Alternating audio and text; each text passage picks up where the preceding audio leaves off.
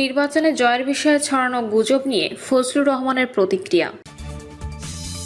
BNP দখল হয়ে গেছে বললেন হাসনাত আব্দুল্লাহ। ঘুষের টাকাসহ হাতে নাতে গ্রেপ্তার সেই সমবায় কর্মকর্তার 5 বছরের জেল। নাম ছিল জাতীয়তাবাদী দল, এখন মানুষ বলে চাঁদাবাজি দল বললেন জামায়াত আমির। এবং সর্বশেষ জানাবো ইহসানুল মাহবুব জুবায়ের মাজারে ঘটে যাওয়ার ঘটনায় জামায়াতকে জড়ানো উদ্দেশ্য প্রণোদিত। দর্শক শুনছিলেন সংবাদ শিরোনাম, এবার জানিয়ে দিব বিস্তারিত সংবাদ। তবে তার আগে অনুরোধ থাকবে ভিডিওটিতে একটি লাইক দিন এবং ভিডিও সম্পর্কে আপনাদের গুরুত্বপূর্ণ মতামত কমেন্ট করে জানিয়ে দিন। নির্বাচনে জয়ের বিষয়ে ছড়ানো গুজব নিয়ে ফজলুর রহমানের প্রতিক্রিয়া। কিশোরগঞ্জ 4 আসনের সংসদ সদস্য বীর মুক্তিযোদ্ধা অ্যাডভোকেট ফজলুর রহমান বলেছেন, এবার নির্বাচনে আব্দুল হামিদের ইউনিয়নে 4 থেকে 5টি কেন্দ্র আছে, এর মধ্যে তার ইউনিয়নের একটি কেন্দ্রে শুধু আমি পাশ করেছি। এ ধরনের কথা যারা বলে তাদের আমি বলবো তারা গিয়ে মিঠামইনে দেখে আসুক। আব্দুল হামিদ সাহেবের বাড়ির কেন্দ্র আমি 300 ভোট পেয়েছি, দাঁড়িপাল্লা পেয়েছে 1200 ভোট, এটা আমি কল্পনাও করি না। নির্বাচনে জয়ের বিষয়ে ছড়ানো গুজবের ব্যাপারে গণমাধ্যমে দেওয়া এক প্রতিক্রিয়ায় তিনি এসব কথা বলেন। তিনি আরও বলেন, ইটনা, মিঠামইন ও অষ্টগ্রাম এই 3 থানার মধ্যে ইটনার 55টি কেন্দ্রের সবগুলোতে তিনি বিজয়ী হয়েছেন। তার ভাষায় প্রতিদ্বন্দ্বী জামায়াত প্রার্থীর কেন্দ্রগুলোতে তিনি 3 গুণ ভোট পেয়েছেন। অষ্টগ্রামের 53টি কেন্দ্রের সবগুলোতেই তিনি জয়ী হয়েছেন বলেও দাবি করেন তিনি। তবে মিঠামইনে ফলাফল ভিন্ন হয়েছে উল্লেখ করে তিনি বলেন, মিঠামইনে আমার প্রতিযোগিতা তীব্র হয়ে গেছে। আমি মাত্র 5000 ভোটে পাশ করেছি। সেখানে এমন কিছু কেন্দ্র ছিল যেখানে আমার জয় পাওয়ার কথা না, বিশেষ করে আব্দুল হামিদের বাড়ির পাশের কেন্দ্রে এবং যেসব কেন্দ্রে তার নির্দেশনা মানা হয়েছে সেগুলোতে আমি পিছিয়ে পড়েছি। রাজনৈতিক মতাদর্শ প্রসঙ্গে তিনি বলেন, তার সঙ্গে যদি আমার সমঝোতা থাকতো তাহলে যিনি সারা জীবন আওয়ামী লীগ ছাত্রলীগ করেছেন, মুক্তিযুদ্ধের পক্ষের একজন মানুষ, তিনি কিভাবে তার শ্যালককে জামায়াতের পক্ষ থেকে মনোনয়ন দিলেন। বিএনপি দখল হয়ে গেছে বললেন হাসনাত আব্দুল্লাহ। জাতীয় নাগরিক পার্টি দক্ষিণাঞ্চলের মুখ্য সংগঠক ও সংসদ সদস্য হাসনাত আব্দুল্লাহ বলেছেন, বিএনপি দখল হয়ে গেছে। বিএনপি চাঁদাবাজ টেন্ডারবাজ দলে পরিণত হয়েছে। রাত 8:45টায় কুমিল্লার চান্দিনা উপজেলার মহিচাইল উচ্চ বিদ্যালয় মাঠে উপজেলা এনসিপি আয়োজিত সমাবেশে প্রধান অতিথির বক্তৃতায় তিনি এসব কথা বলেন। হাসনাত আব্দুল্লাহ বলেন, বিএনপি যে আদর্শিক রাজনীতি করত, লড়াই সংগ্রামের রাজনীতি করত, এখন যাদের দ্বারা বিএনপি নিয়ন্ত্রিত পরিচালিত হচ্ছে, এতে তাদের দলের নেতারাই আমাদেরকে বলে এ বিএনপি আমরা চিনি না। তিনি বলেন, আমরা দেখলাম দুদক, মানবাধিকার কমিশন, বিচার ব্যবস্থা, ব্যাংকগুলোকে পর্যন্ত দখল করা হয়েছে।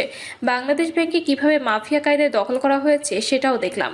বিসিবিকে দখল করা হয়েছে, বিশ্ববিদ্যালয়গুলো দখল করা হয়েছে।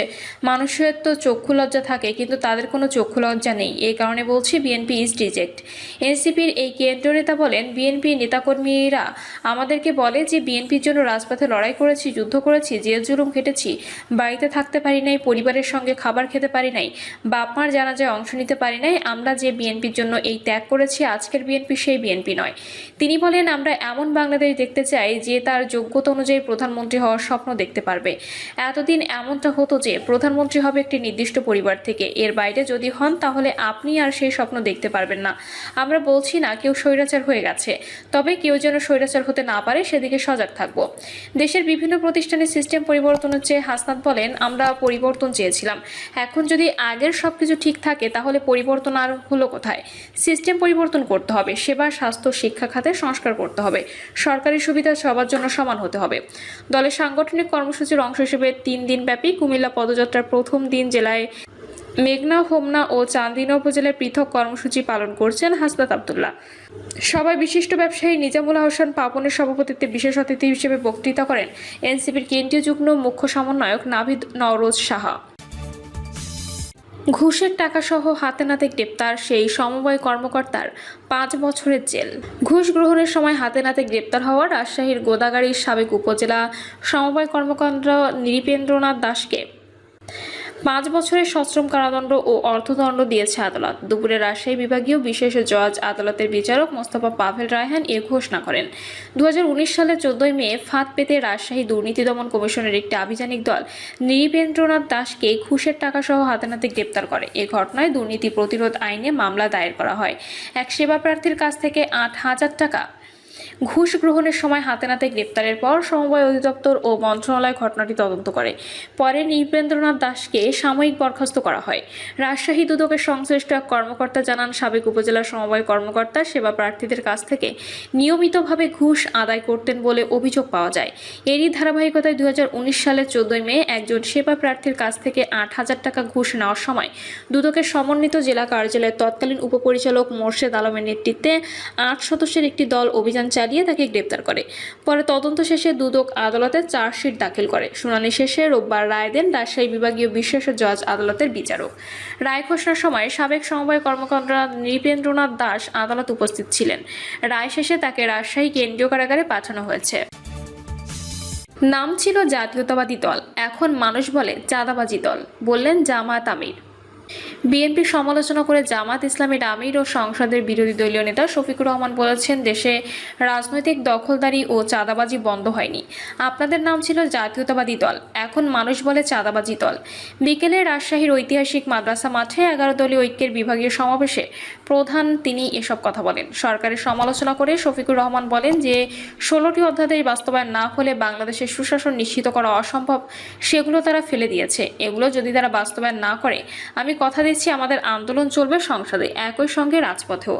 জনগণকে পাহারাদার হওয়ার আহ্বান জানিয়ে জামায়াত আমির বলেন, এই দেশ 20 কোটি মানুষের, আমাদের সবাইকে একজন সাচ্চা পাহারাদার হয়ে দাঁড়াতে হবে, অন্যদের বিরুদ্ধে লড়াইয়ে অবতীর্ণ হতে হবে। কেউ আমার এই অধিকার দয়া করে আমার পকেট এনে দেবেন না, লড়াই করে অধিকার আদায় করবে ইনশাল্লাহ। তিনি বলেন, কাউকে ছাড় দিয়ে কথা বলা হবে না, ভয় দেখাবেন না। যাদের নেতারা হাসতে হাসতে ফাঁসির তক্তার উপরে দাঁড়াতে পারে, তাদের কোনো কিছুর ভয় দেখাবেন না। আমাদের নেতৃবৃন্দ জনগণের মুক্তির রাস্তা রচনা করে গিয়েছেন। তিনি আরো বলেন, প্রতিবেশীকে আমরা সম্মান করি, আমরা চাই না ধর্মের ভিত্তিতে সেখানে বিভাজন এবং অশান্তি হোক, কিন্তু আমরা দেখতে পাচ্ছি সেখানে শুধু মুসলিম পরিচয়ের মানুষকে নাজেহাল করা হচ্ছে, বাংলাদেশের দিকে লাল চোখ দেখানো হচ্ছে। এটা তিতুমীরের বাংলাদেশ, হাজী শরীয়তুল্লাহর বাংলাদেশ, শাহ মখদুমের বাংলাদেশ। এই বাংলাদেশের দিকে চোখ রাঙাবেন না। আমরা চাই আমরাও শান্তিতে থাকি, আপনারাও শান্তিতে থাকুন। আপনারা আমাদের শান্তি নিয়ে ছিনিমিনি খেললে কারো শান্তি থাকবে না। এহসানুল মাহবুব জুবায়ের, মাজারে ঘটে যাওয়া ঘটনায় জামায়াতকে জড়ানো উদ্দেশ্য প্রণোদিত। রাজধানীর মিরপুরের শাহ আলী মাজারে ঘটে যাওয়া অপ্রত্যাশিত ঘটনাকে কেন্দ্র করে বাংলাদেশ জামায়াত ইসলামীর বিরুদ্ধে আনা অভিযোগকে সম্পূর্ণ অপ্রমাণিত, ভিত্তিহীন ও উদ্দেশ্য প্রণোদিত বলে দাবি করেছে বাংলাদেশ জামায়াত ইসলামী। রোববার দেওয়া এক বিবৃতিতে দলের সহকারী সেক্রেটারি জেনারেল এবং কেন্দ্রীয় প্রচার ও মিডিয়া বিভাগের সেক্রেটারি অ্যাডভোকেট এহসানুল মাহবুব জুবায়ের বলেন, বিভিন্ন মহলে জামায়াত ইসলামীর বিরুদ্ধে যে অভিযোগ করা হচ্ছে তা কোনো নির্ভরযোগ্য তথ্য বা প্রমাণের ভিত্তিতে নয়। তিনি বলেন, জামায়াত ইসলামী একটি দায়িত্বশীল, গণতান্ত্রিক, আদর্শিক রাজনৈতিক সংগঠন।